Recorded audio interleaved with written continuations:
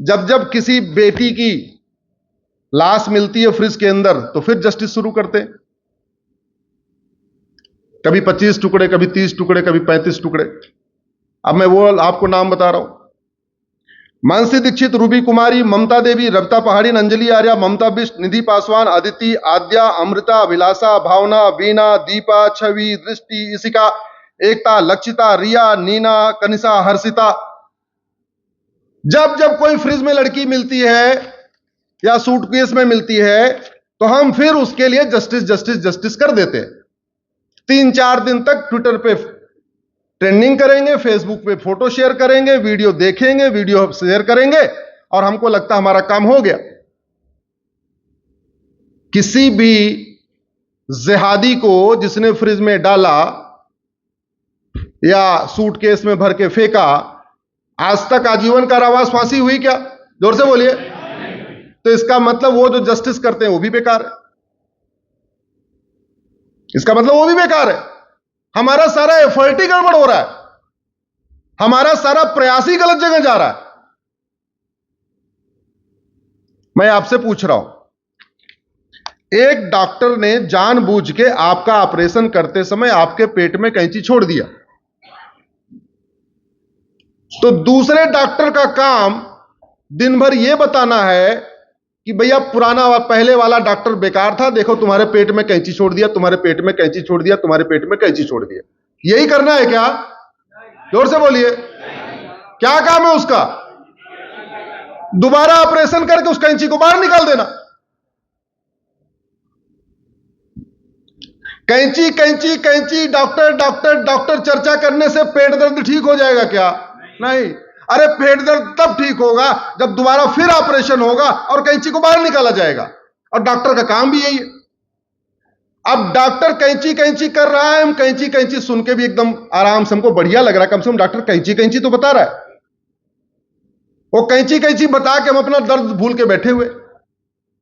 मैंने दो देशों का एग्जांपल दिया था जिससे आपको क्लैरिटी रहे।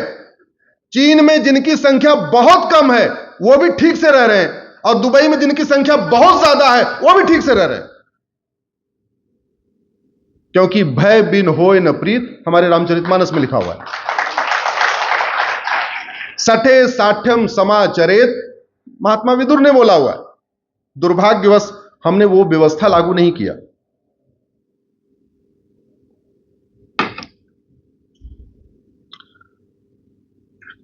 हम लोग जब कोई कार्यक्रम करते हैं, धार्मिक आयोजन, तो उसमें स्वामी जी महाराज जो व्यास गद्दी पे होते हैं 4 सेंटेंस बोलते हैं। जरा मेरे साथ जोर से बोलिए। धर्म की, अधर्म का, प्राणियों में विश्व का।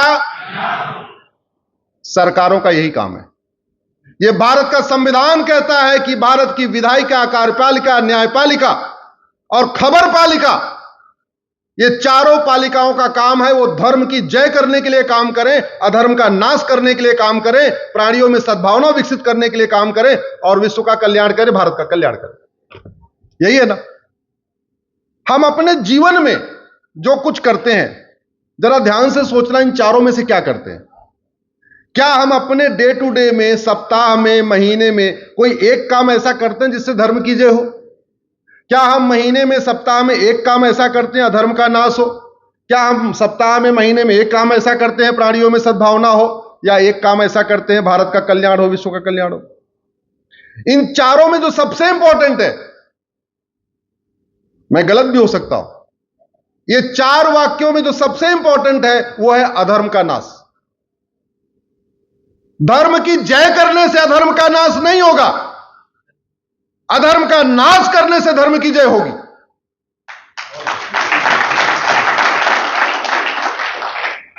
धर्म की जय करने से प्राणियों में सद्भावना नहीं होगी। जब धर्म की जय होगी, अधर्म का नाश होगा, तब प्राणियों में सद्भावना होगी। और इसका मतलब यह हुआ, जब तक अधर्म का नाश नहीं होगा तब तक धर्म की जय नहीं होगी, जब तक अधर्म का नाश नहीं होगा तब तक प्राणियों में सद्भावना नहीं होगी, जब तक अधर्म का नाश नहीं होगा तब तक विश्व का कल्याण नहीं होगा, भारत का कल्याण नहीं होगा। और अधर्म का नाश करना समाज का काम नहीं है। पहले के समय में जब हमारे 4 वर्ण हुआ करते थे तो अधर्म का नाश करना किसका काम था? क्षत्रियों का। यही तो था। क्षत्रिय क्या करते थे? अधर्म का। बाकी ब्राह्मण क्या करते थे? धर्म की। बंटवारा था ना, 4 वर्णों का 4 काम था। धर्म की जय, अधर्म का नाश, प्राणियों में सद्भावना, विश्व का कल्याण।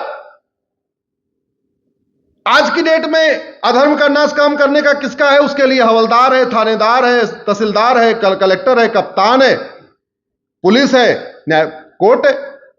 अधर्म का नाश काम करने किसका है? इन्हीं का है। सीआरपीएफ है, बीएसएफ है, आर्मी है, एयरफोर्स है, नेवी है। क्या काम है इनका? अधर्म का नाश। बॉर्डर पे भी अधर्म का नाश, बॉर्डर के अंदर भी अधर्म का नाश। हमने कहीं ना कहीं अधर्म का नाश करना छोड़ दिया, और हमने भगवान राम की जिससे सबसे ज्यादा हम पूजा करते हैं, कभी उनसे भी नहीं सीखा। यह बताइए, भगवान राम को विश्वामित्र जी किस लिए मांगे थे? जोर से बोलिए जरा, किस लिए मांगे थे? हां, अरे विश्वामित्र जी धर्म की जय कर रहे थे। दिक्कत यह हो रही थी, राक्षस आके उनकी धर्म की जय में व्याधा उत्पन्न कर रहे थे। तो उन्होंने भगवान दशरथ जी को बोला, हमको राम और लक्ष्मण चाहिए। किस लिए? हमको अधर्म का नाश करना, राक्षसों का नाश करना। किया कि नहीं किया? हम भगवान राम को मर्यादा पुरुषोत्तम कहते हैं, बहुत अच्छी बात है, लेकिन सच्चाई यह भी है कि अयोध्या से शुरू होकर लंका तक उन्होंने रास्ते में अधर्म का नाश ही किया है।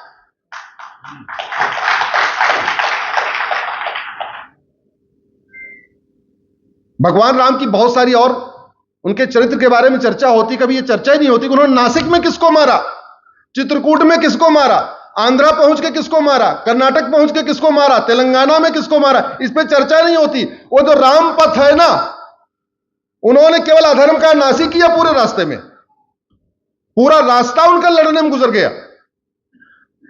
बाद में उन्होंने वहां पे हम्पी में, जहां हनुमान जी का जन्म स्थान है, वहां पे भी अधर्म का नाश किया, वहां भी मारा। तो मेरा यह कहना है, अधर्म का नाश किए बिना धर्म की जय नहीं हो सकती। ऐसे ही कठोर कानून के बिना आपका यह भू अतिक्रमण नहीं रुक सकता। यह समाज का काम नहीं है भू अतिक्रमण रोकना। शिक्षा में संस्कार हो, कानून का खौफ हो, वो राष्ट्र विकसित हो जाता है। भारत और जापान में इतना अंतर है, शिक्षा में संस्कार है, कानून का खौफ है। भारत और सिंगापुर में इतना अंतर है, शिक्षा में संस्कार है, कानून का खौफ है। भारत और दुबई में इतना अंतर है, चलो वहां शिक्षा बहुत अच्छी तो नहीं है, लेकिन कानून का खौफ है।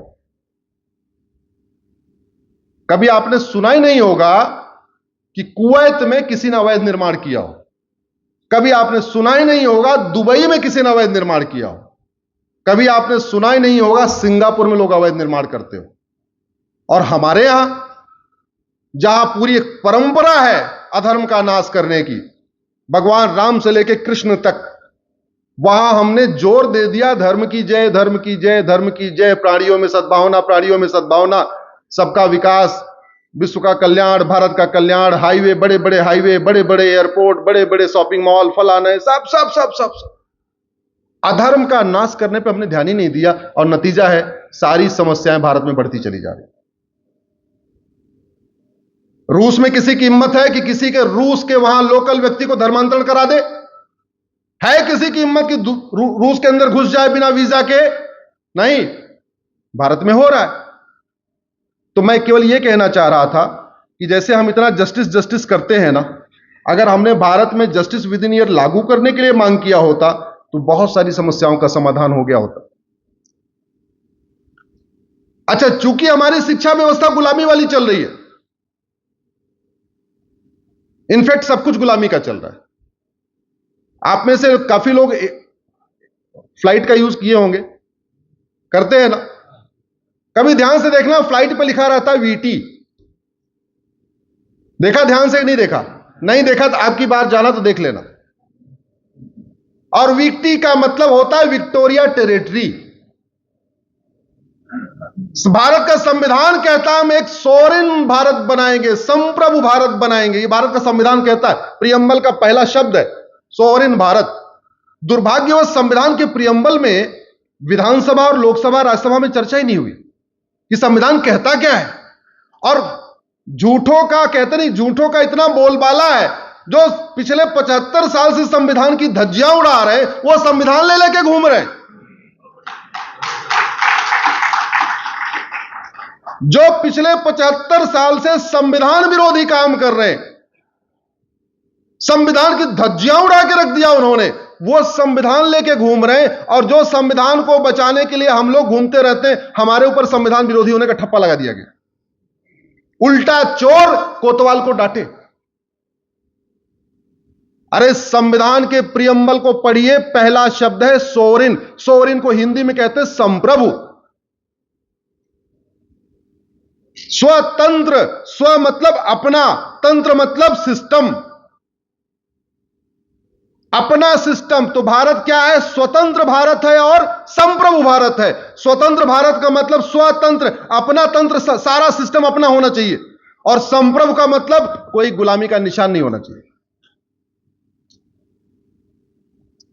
संप्रभु भारत का मतलब ना गुलामी का नाम हो, ना गुलामी का निशान हो, ना गुलामी की शिक्षा हो, ना गुलामी की पुलिस व्यवस्था हो, ना गुलामी की दंड व्यवस्था हो, ना गुलामी की न्याय व्यवस्था हो, ना गुलामी की प्रशासनिक व्यवस्था हो, ना गुलामी की चिकित्सा व्यवस्था हो।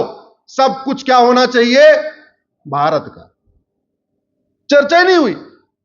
वही तू मैं, आरोप प्रत्यारोप, नूरा कुश्ती, बतौलेबाजी, तू चोर मैं सिपाही, ज्यादातर यही चलता है।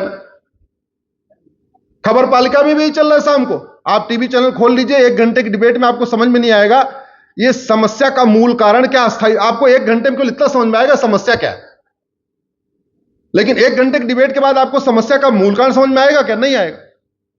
कई बार समस्या आपके पेट में होती है, जैसे कई बार गैस बन जाती है पेट में, तो पेट दर्द नहीं होता, हेडेक होता है। हम क्या कर रहे हैं?